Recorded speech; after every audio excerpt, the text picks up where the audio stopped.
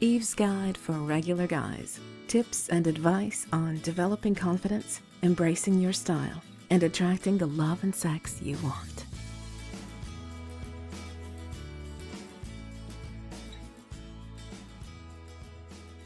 Hi guys, welcome back.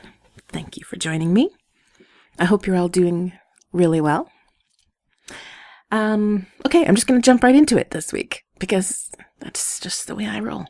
I got so many excellent questions and responses from you guys about episode 2, the one talking about your morning routine, that I thought I'd like to expand on that a little this week and give you some further tips on grooming. But this time, unlike last time, this time, the emphasis is on making yourself that much more attractive to women. Now, hopefully, of course, paying even more attention to yourself like this will also make you feel fantastic. But I'll admit, what I'm about to talk about is generally geared towards making you an outward hottie, just a little bit of man candy for women.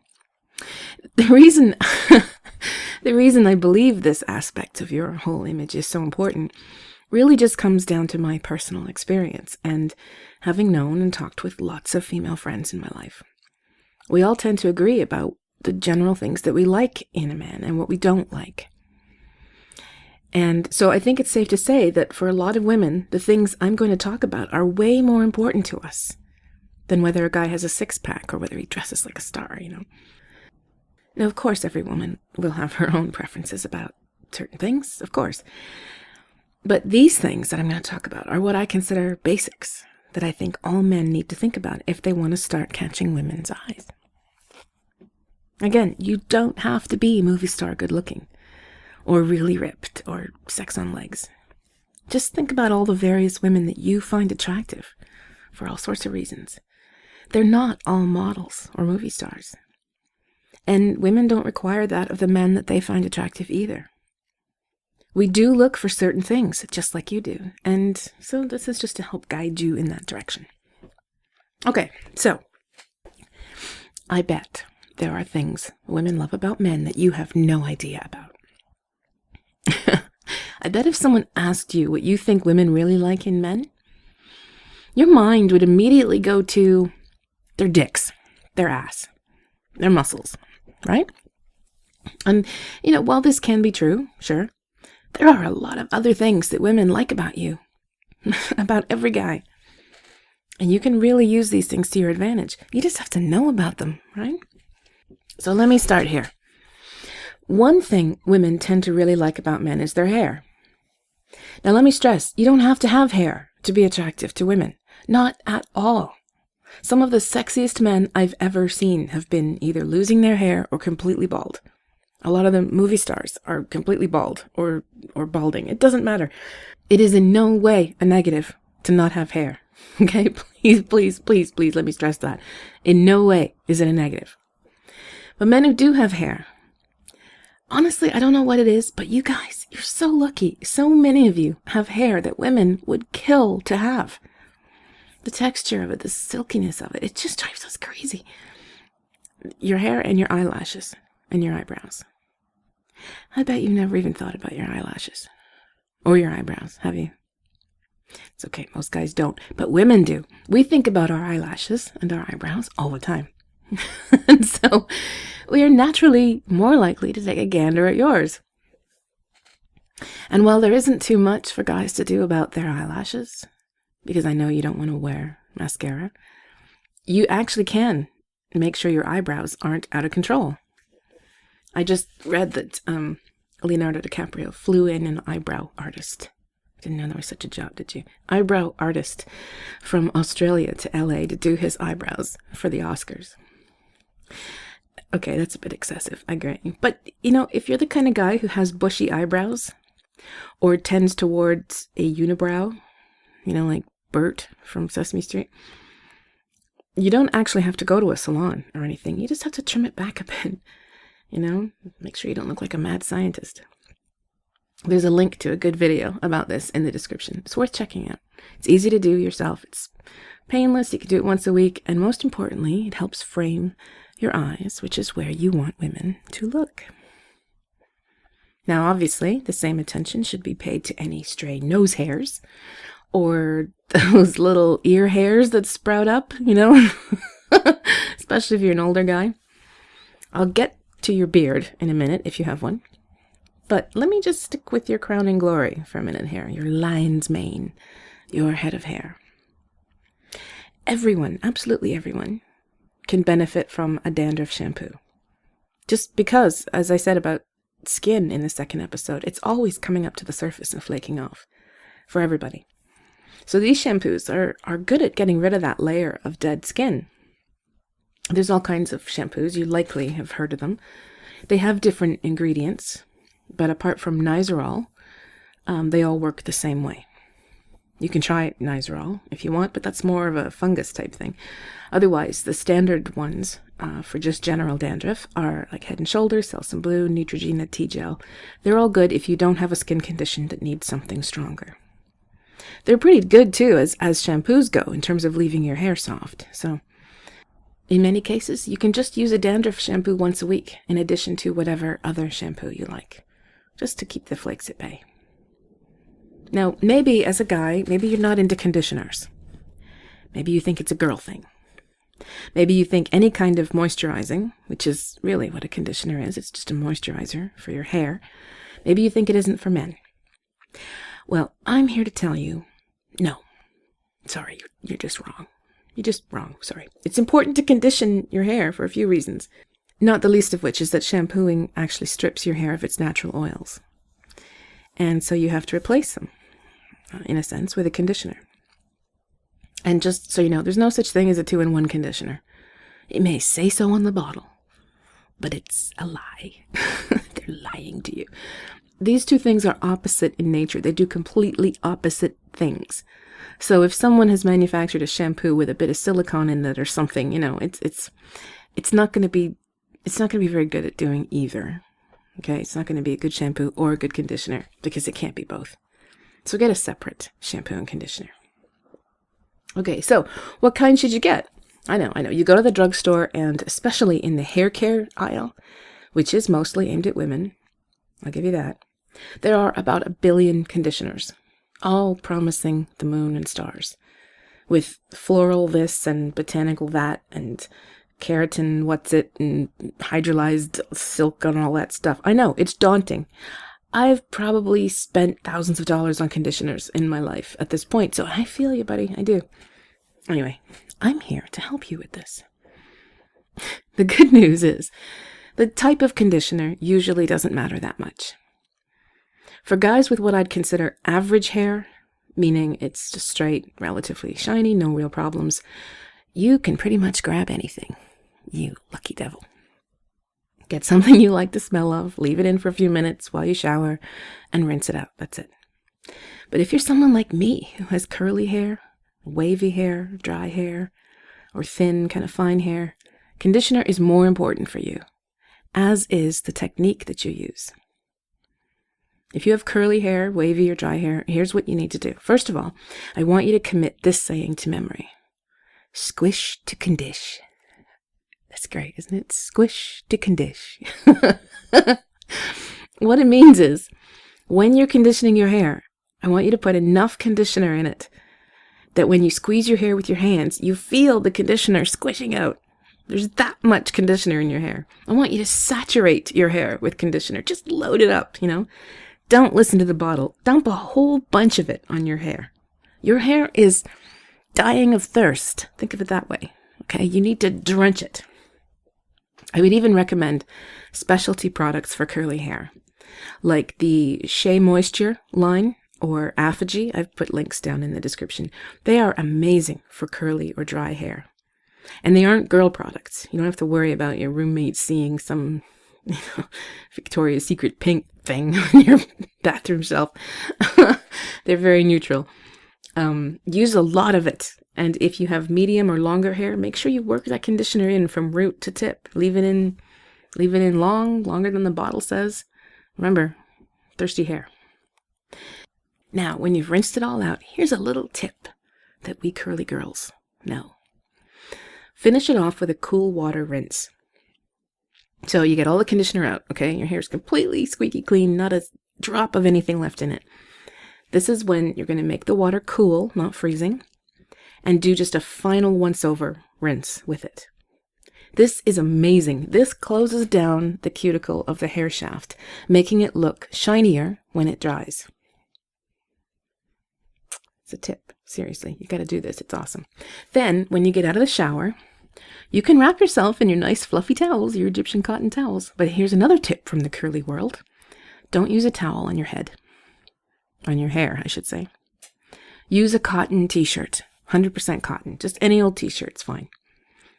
Just let the t-shirt soak up the water and just sort of dab it dry. Just gently pat and squeeze the water out. Don't rub your hair vigorously and don't blow dry. If you absolutely have to use a hairdryer, which I don't recommend, try to wait until your hair is at least a little dry before you use it, because hair dryers will destroy your hair. So you have to use them very sparingly. Air drying is the absolute best for most hair types. I'd also recommend, if you have really curly hair, or if you have any kind of real dryness or frizz, that you get a leave-in conditioner for it. Just something light that you can comb through, keep it conditioned. Oh, and use a wide tooth comb too. It helps prevent breakage and split ends, which is what leads to that frizzy look that people with curly hair hate. I can almost guarantee you, if you do this, you are going to have women commenting or even touching your hair. It'll be that good. I promise you. It's going to amaze you. And you want women touching your hair, right? I've had women walk up to me and just start touching my hair. I haven't had a guy do it, which is kind of understandable, but I have seen women do it to men. They just walk up to them and start touching their hair. Wouldn't you like this? This would be a good thing in your life, so give this a try. If you have short hair, get a good trim about every 4 weeks, maybe every 6 weeks if it's a little longer. Just keep it looking neat and like you've paid attention to it. If you like your hair wavy and crazy and all that, that's great. Just get it trimmed to the length that you want so it looks kept up. If you want to dye your hair, please get it done professionally. I say this to women too. Hair dye is not really a do-it-yourself thing. It takes skill and artistry to make new hair color look as natural as real hair color does. I've seen older men who dye their hair kind of shoe polish black. Maybe you've seen this. It looks terrible. I mean, there's nothing wrong with gray or silver hair. A lot of women find silver foxes very sexy. But if you do want to add a bit of color back in, or if you're a younger guy and you want to try different colors or shades, just go for it. Just do it professionally. It will look so much better. Okay, moving on. I've been asked this question several times about how women actually feel about facial hair. And the answer is, it depends. If you're thinking about kissing or having your face between a girl's legs, sometimes a lot of facial hair or a thick mustache or beard can be scratchy or uncomfortable. Some women really like the tickle of facial hair down there, not to mention the kind of maleness of it. Your faces feel rougher than ours. It's a subtle little sexual signal that we're with a man, that gets our lady bits going. But anyway, it's always a good idea to ask a woman you're dating what she prefers. But in terms of just looks, if you're just interested in looking good with facial hair, the answer is that a lot of facial hairstyles can really add something to a guy's face. The trick is in making sure that you use your facial hairstyle to augment your looks and not hide them. You want something that suits you, suits your personality, suits your style, suits your face shape, things like that. I'll give you a link to a good site for figuring this kind of stuff out. Some men think that they need to wear beards in order to look older because they think they have a bit of a baby face. But be careful with this. This might not be the case. Sometimes beards don't accomplish what you think they do.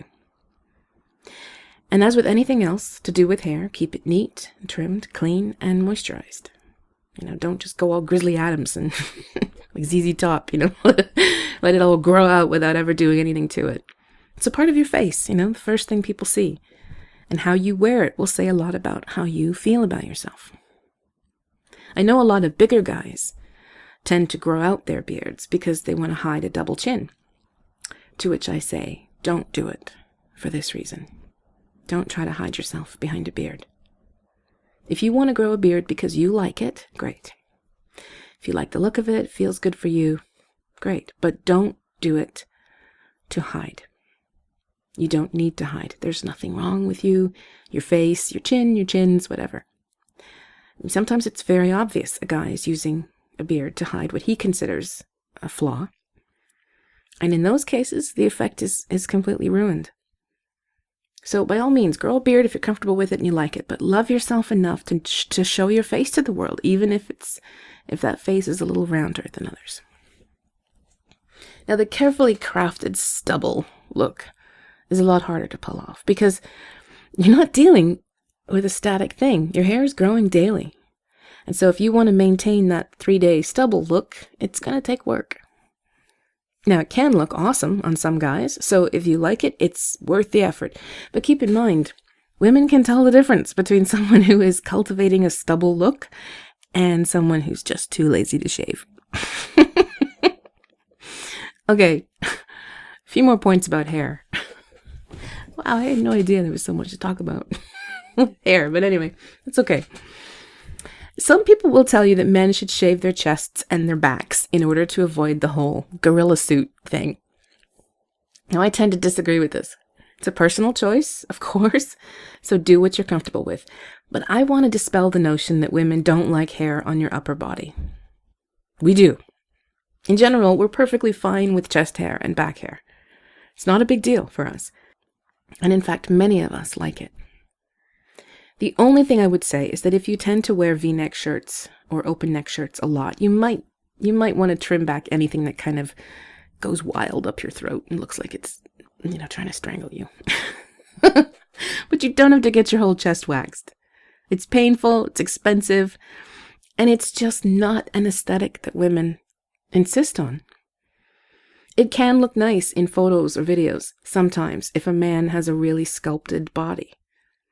It can be very aesthetically nice in a kind of almost artistic way. But in my opinion, a smooth-chested man is just a bit too womanly for my taste, especially if he's done it on purpose. If you're naturally hairless, that's one thing. That's just you. But if you've gone to the trouble to remove the hair from your chest, I don't know. I like feeling and seeing chest hair. It feels like it just telegraphs man to me, and that's important to me. If you have a partner, you can always ask her what she likes and decide if you want to please her or even if she wants you to. But otherwise, don't worry about it. One area of hair removal that is important, however, this is the part you really have to listen to, is manscaping. This is truly important, guys. Let me tell you this honestly, okay? Come in closer. I'm going to tell you some secrets here. If you want a woman's mouth on your cock at some point, you have to make it an attractive prospect. She probably doesn't want to bury her face in a thatch of fur. Okay? It's just, sorry. I mean, do you? I don't know. Maybe this could be a personal taste thing, but I'm just telling you in general, this is just a courtesy thing. Hair traps smells and sweat as well, so just keep that in mind. You don't have to shave yourself bald down there. Just keep it trimmed back and clean. Now, here's a little aesthetic tip for you. If you care about this kind of thing, you've probably seen those little red bumps that people get from shaving their pubic hair region. That usually happens when they shave the area when it's wet. You can avoid this by shaving dry with a good electric razor and by using a powder afterwards. I don't recommend you use baby powder or anything containing talcum or talc because there's just too much conflicting and kind of alarming information out there about the potential health hazards of this, of talcum powder. So I think it's best to just avoid it. Look for a talc-free powder. There's quite a few of them out there now. Okay, enough about hair. I think. Anyway, is there hair anywhere else that needs tending to? Maybe trim the hair off your toes and your knuckles, maybe? I don't know. Oh, wait, that reminds me. Hands. Women will look at your hands a lot. It's another male thing that we like. I don't think men appreciate this at all. I mean, we like your knees. I bet you didn't know that. Yeah, we do. We like your knees. But we like your hands. We like looking at them. Now, you don't have to do too much here at all, but it is worth keeping your nails clipped neatly and clean underneath. I know it's hard if you're a mechanic or something, but just in general. More and more guys these days, like straight guys, I'm serious, are going for no polish manicures. Because a nail person can really make your nails and fingers look really good. And women will notice. Why do we notice? Well, we tend to like to imagine where those fingers might end up. So you might as well make sure they look good and that they don't look like they have too many sharp edges. Think about it. Just think about it. Sharp, jagged edges on nails. Soft, delicate lady bits. Yeah, not good. Anyway. If you wear rings or other jewelry, it's a good idea to have them cleaned every so often. Whatever metal they're made of. Rings collect a lot of dead skin and they get really dull after a very short time. So clean them every few months with a jewelry cleaner. You can get a little bottle of the stuff at Walmart. Just look for it in the jewelry section. And try not to wear rings that are too tight. Your fingers will look best if the rings on them are just a tiny bit loose. Not loose enough to fall off, just loose enough to not look like it's strangling your finger, right? You can get gold and silver rings resized pretty cheaply, and sometimes even costume jewelry too. All right, so teeth. Let's talk about teeth. You don't have to go in for the super bright whitening that makes your teeth glow like they've been irradiated with polonium, okay? You don't. Teeth aren't naturally Arctic white. And when people try to whiten them too much, it just looks fake. Whitening is really only for people who have significant yellowing or staining, like they've been smokers for a long time, or they have some kind of medical condition that keeps their teeth yellow, things like that. Otherwise, you just need to keep your teeth clean and your breath fresh. If you have something spicy or stinky for lunch, don't be afraid to brush your teeth at work before you go back to it. Your coworkers and your customers will thank you. Carry some basic breath mints with you all the time. And, after you've had a coffee or something strong to eat, even if you just feel a bit dry or you feel kind of a taste in your mouth, a bit of a bad taste, just pop a mint to be safe. And here's an excellent rule of thumb to follow. Never, ever, ever, ever turn down a mint or gum if it's offered to you. I don't care if you hate that gum. I don't care if you don't feel like it. Always take it. Always. The person offering could be trying to delicately let you know that your breath is bad, and they're trying to help, but they'd never come out and say it. So just be on the safe side, and always graciously accept any kind of breath freshener someone offers you, even if you think they're just casually offering it to you because they're having one. Chances are that is what they're doing. But, you never know. On the off chance it's because you have bad breath, just don't take that chance. Okay, and finally, the issue of glasses. This is probably the only area of grooming, kind of in this general grooming area, that might cost a little bit of extra money. So it's totally up to you whether you pursue this or not. But I want to mention it because it can make a big difference. Just like with facial hair styles and with just head hairstyles, it's a good idea to put some thought into the style of frames you should wear for your face. I know, like most people, you're kind of lost when you go into the opticians. There's walls and walls of glasses everywhere, and, you don't even know where to begin. I think it's a good idea to ask the staff to help you choose frames that suit you. They've put glasses on thousands of faces. They've become pretty good at knowing what's going to work for all the different face types. You don't need to go for designer frames. That's really just paying for a name. As long as you're getting a decent quality frame with the proper prescription for your eyes, that's all that really counts. But if you want to wear something that really suits you, and which therefore makes you instantly more attractive, don't just pick out something because you like the color or the style. Maybe you love John Lennon-style round glasses, but if they don't suit your face, you shouldn't get them. You won't be looking at yourself all day. Others will. Women will. You want them to look at you and think that you look put together and that your style suits you. You want their general impression of the whole splendor that is you, your entire visual presentation, to be impressive.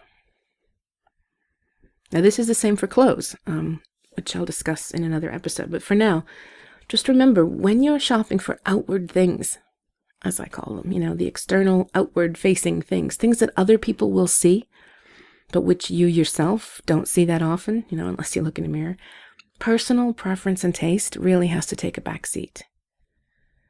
I mean, you can choose the color and style of car you like, or the art for your walls, or whatever, because these are things you have to look at and enjoy. But if you're talking about facial hair, glasses, clothes, generally speaking, you want to make sure that your first priority is whether it suits you or not.